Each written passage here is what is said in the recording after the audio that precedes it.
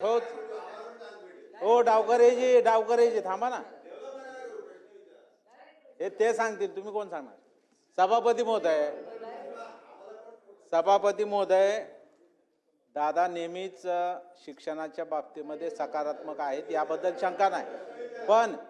पण दादा, आता ही भरती जी होते आणि आपण प्राध्यापकाचं जेव्हा नेमणूक करतो तेव्हा यासाठी विद्यापीठाची निवड समिती असते आणि त्याच्यामध्ये त्या विषयाची एखादी इंग्रजीची भरायची असेल तर इंग्रजी तज्ञ असतात.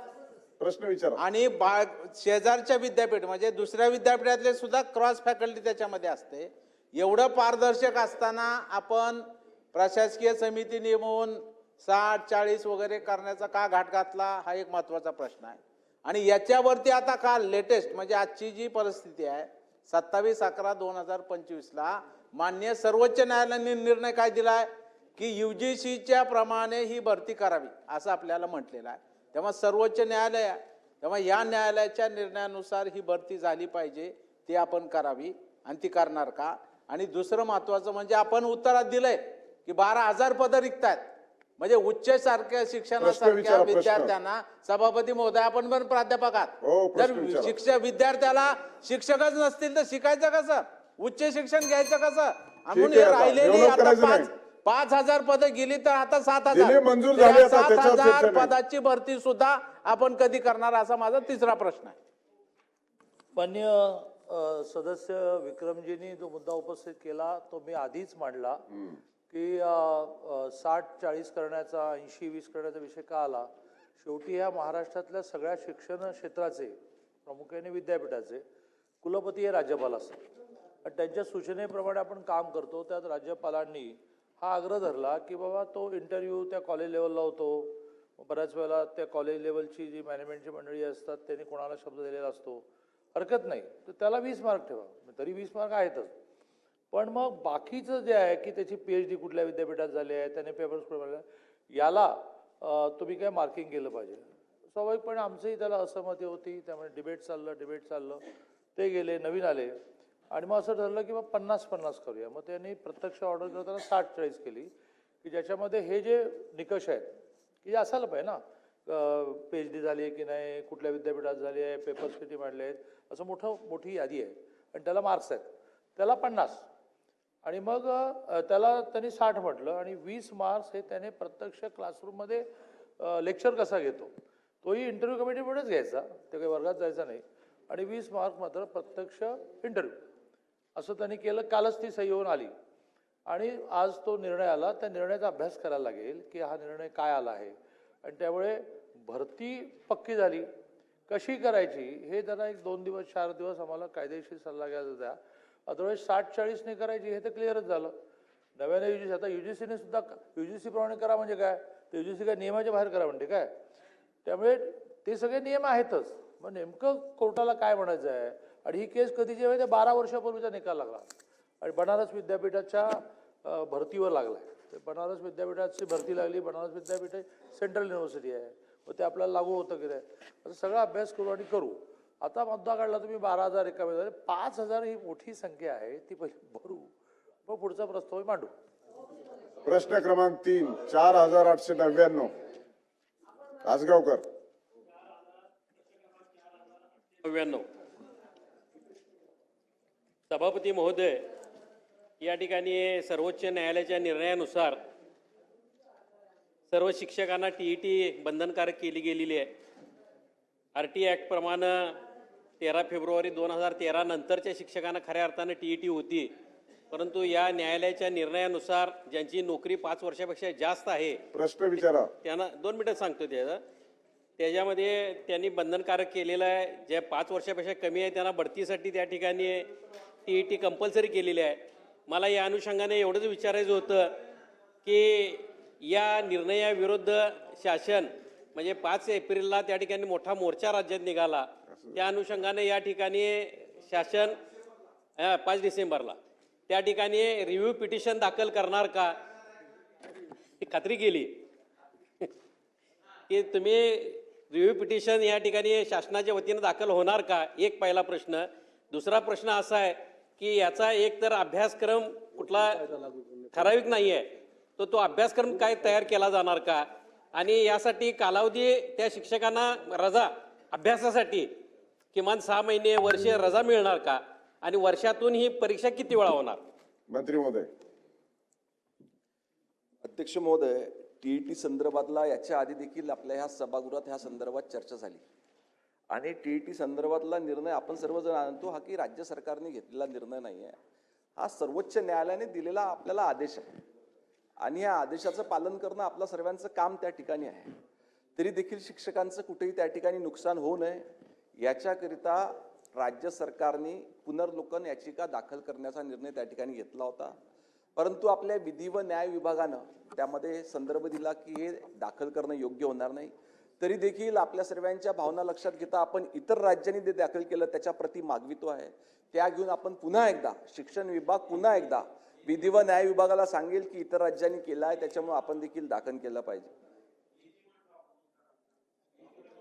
तर आपण पुन्हा विधी व न्याय विभागाला सांगू आणि पुन्हा एकदा पुनर्लोकन याचिका त्या ठिकाणी सादर करता येते का आणि एक सर्वसमायोजक कुठल्याही शिक्षकाचं याच्यामध्ये नुकसान होणार नाही याची काळजी त्या ठिकाणी घेण्याचा प्रयत्न. ज्ञानेश्वर म्हात्रे स्पेसिफिक.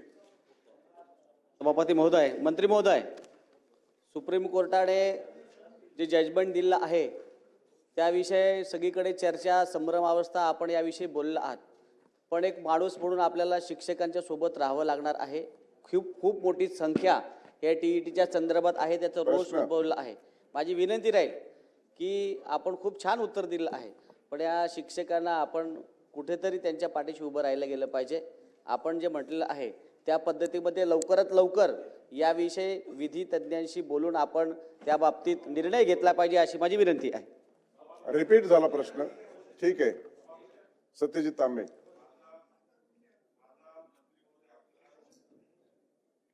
मंत्री महोदय, आपल्याला एकदम स्पेसिफिक प्रश्न आहे की आपण सांगितलं की विधी व न्याय विभागाने असा अभिप्राय दिलाय की याच्यामध्ये आपण रिव्हिजन पिटिशन करू शकत नाही. तर विधी व न्याय विभागाने दिलेली जी माहिती असेल किंवा जे उत्तर असेल किंवा जो अहवाल असेल तो आपण सभागृहाच्या पटलावर ठेवणार का? मंत्री महोदय. निश्चितपणे सभागृहाच्या पटलावर ठेवण्यात येईल. हा, पॉइंट ऑफ प्रोसिजर काय? शशिकांत शिंदे. शशिकांत शिंदे बोला. ओके. प्रश्न क्रमांक 4 5825 सदाभाऊ खोत. प्रश्न क्रमांक 4 5825. मंत्री महोदय. वितरित केल्याप्रमाणे. सभापती महोदय, मला वाटतं की हा प्रश्न क्लब झाला असावा, कारण मी जो काही प्रश्न ऑनलाईन दिलेला होता त्याच्यामध्ये राज्यामध्ये केंद्र सरकारनं आदरणीय नरेंद्र मोदी साहेबांनी संपूर्ण देशात 100 सैनिक स्कूल देण्याचा निर्णय घेतला PP मॉडेल अंतर्गत. त्यापैकी राज्यामध्ये आता 6 सैनिक स्कूल दिलेले आहेत. 6 राज्यामध्ये. नागपूर आहे, त्याच्यामध्ये सोलापूरला कुर्डवाडीला एक शाळा दिलेली आहे, नाशिकला दिलेले आहे, रत्नागिरीमध्ये 2 दिलेले आहेत आणि आमच्या जिल्ह्यामध्ये 1 आपल्याला दिलेले आहे.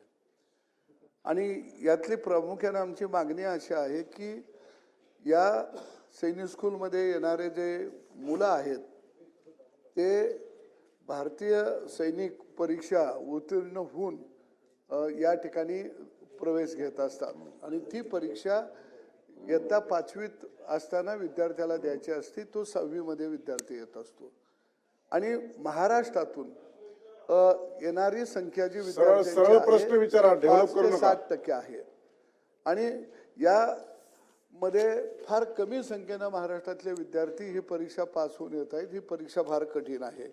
माझा प्रश्न महत्त्वाचा असा आहे की पूर्वी आपल्याकडं सातारा सैनिक स्कूल एक आहे आणि चंद्रपूर सैनिक स्कूल एक आहे, अशी 2 सैनिक स्कूल आपल्याकडे आहेत. आणि या दोन्ही सैनिक स्कूलमध्ये जी मुलं सैनिक परीक्षा पास होऊन येतात त्यांना आपण त्या सैनिक स्कूलची जी फी आहे ती 100% स्कॉलरशिप आपण महाराष्ट्रातल्या विद्यार्थ्यांना देतो. सातारमधल्या विद्यार्थ्यांना आपण 1,60,000 वर्षाला देतो. चंद्रपूरच्या विद्यार्थ्यांना आपण 1,70,000 रुपये देतो. तुम्हाला काय शैक्षणिक मागे फी. तुमचा प्रश्न काय आहे ते सांगा. आणि माझी विनंती आहे, आपला एक तसा जार आहे 2002चा आहे. त्या जारमध्ये स्पष्ट ह्या 2 सैनिक स्कूलला आणि भोसले मिलिटरी स्कूलला फी देण्याबाबत आपला जार आहे आणि आपण तशी फी देत आहोत. प्रश्न माझा असा आहे की आता नव्यानं केंद्र सरकारनं राज्यामध्ये आपल्या जे 6 सैनिक स्कूल दिलेले आहेत, त्या 6 सैनिक स्कूलमधल्या विद्यार्थ्यांना या धर्तीवर आपण त्यांची फी स्कॉलरशिप म्हणून आपण त्यांना देणार का?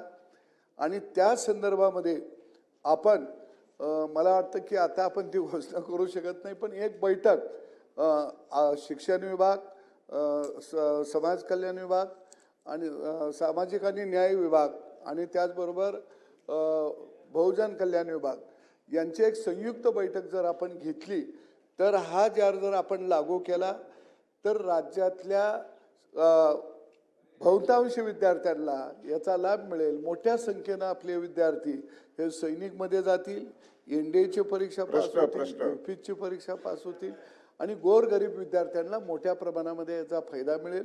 या धर्तीवरती कर्नाटक सरकार देत आहे, बिहार सरकार देत आहे, गुजरात सरकार देत आहे, राजस्थान सरकार देत आहे. आपणही तसा निर्णय घेणार का?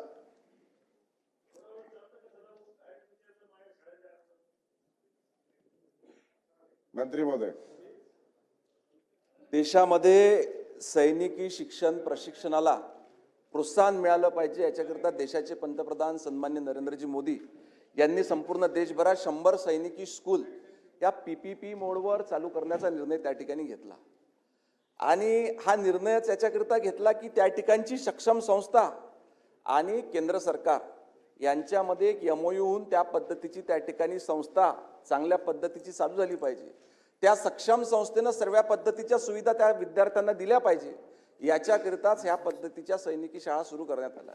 आता आपण जे 2 दाखले दिले, एक सातारा आणि एक चंद्रपूर, ह्या दोन्ही सैनिकी शाळा ह्या केंद्र सरकार आणि राज्य सरकार ह्या दोघांच्या समन्वयातून त्या ठिकाणी चालविण्यात येते आणि त्याच्यामुळं त्या ठिकाणी शिकणाऱ्या विद्यार्थ्यांना पूर्ण पद्धतीनं त्या ठिकाणी शिष्यवृत्ती देण्यात येते.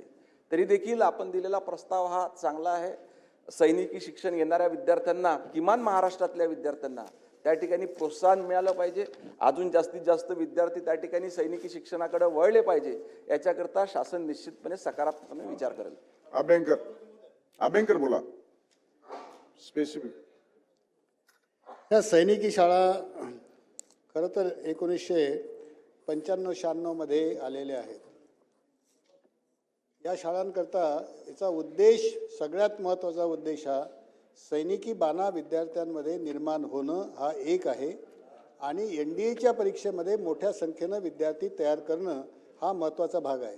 आणि म्हणूनच ह्या शाळा सगळ्या स्पेशल स्कूल म्हणून ट्रीट केल्या गेल्या होत्या. प्रत्येक वर्गाला 2 शिक्षक आणि त्यांच्या भोजनाची परिपूर्ण व्यवस्था, निवासाची व्यवस्था करण्यात आली होती. आता ही व्यवस्था जवळजवळ मोडकळीस आलेली आहे. त्या ठिकाणच्या शिक्षकांचं वेतन आणि त्यांना इतर जे काही भत्ते दिले जातात, जोपर्यंत शिक्षक या ठिकाणचा 2 शिक्षक एका वर्गाला, अशा प्रकारची विशेष व्यवस्था ही त्यावेळेला करण्यात आली होती. आता ही मोडकळीस निघालेली आहे आणि शिक्षकांच्या वेतनाचा प्रश्न आहे आणि विद्यार्थ्यांना ज्या पद्धतीचं प्रशिक्षण द्यायला पाहिजे, वर्षानुवर्षे प्रशिक्षण दिल्यानंतर सुद्धा एकही विद्यार्थी NDA क्वालिफाय होत नसेल तर या संपूर्ण संस्थेच्या संदर्भात मोठं अपयश आहे.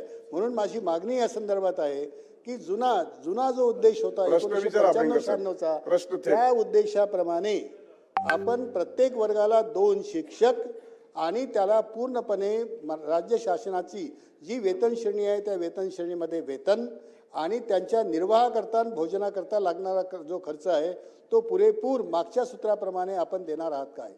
मंत्री महोदय. सन्माननीय ज्येष्ठ सदस्य अभ्यंकर साहेबांनी अतिशय महत्त्वाचा प्रश्न या ठिकाणी उपस्थित केला. आपण काय सांगितलं की 1995 साली ह्या 38 शाळा संपूर्ण महाराष्ट्रामध्ये सुरू करण्यात आला आणि त्याचा मागचा उद्देश काय होता की ह्या सैनिकी शाळेतून पास झालेले विद्यार्थी त्या ठिकाणी NDA मध्ये गेले पाहिजे. आता प्रश्न हा येतो की एवढा खर्च शासनाने केल्यानंतर, एवढं मोठं अनुदान त्याच्यानंतर त्याच्यावरती खर्च केल्यानंतर याच्यातले किती विद्यार्थी NDA मध्ये गेले हा देखील एक हे देखील तुम्हीच सांगितलं आपला उद्देश काय म्हणून. आपणच आपल्या प्रस्तावनेमध्ये सांगितलं की बाबा याचा उद्देशच हा होता की जास्तीत जास्त विद्यार्थी त्या ठिकाणी एनडीए मध्ये गेले पाहिजे. आपणच सांगितलं. ही देखील बाब तपासल्या गेली पाहिजे की याच्यातले किती विद्यार्थी एनडीए मध्ये त्या ठिकाणी गेले आणि हा शासनाचा झालेला खर्च याचं आउटपुट नेमकं काय आलं. तरी देखील सैनिकी शिक्षणाला प्रोत्साहन देण्याकरिता आपण ह्या ज्या बाबी या ठिकाणी मांडल्या, शिक्षकांना त्या सोयीसुविधा उपलब्ध करून देण्याचा सकारात्मक विचार शासन करेल. अशाच नवनवीन अपडेट्ससाठी डिजिटल कोल्हापूर चॅनेलला सबस्क्राईब करायला विसरू नका. आमच्या फेसबुक, इन्स्टालाही नक्की फॉलो करा.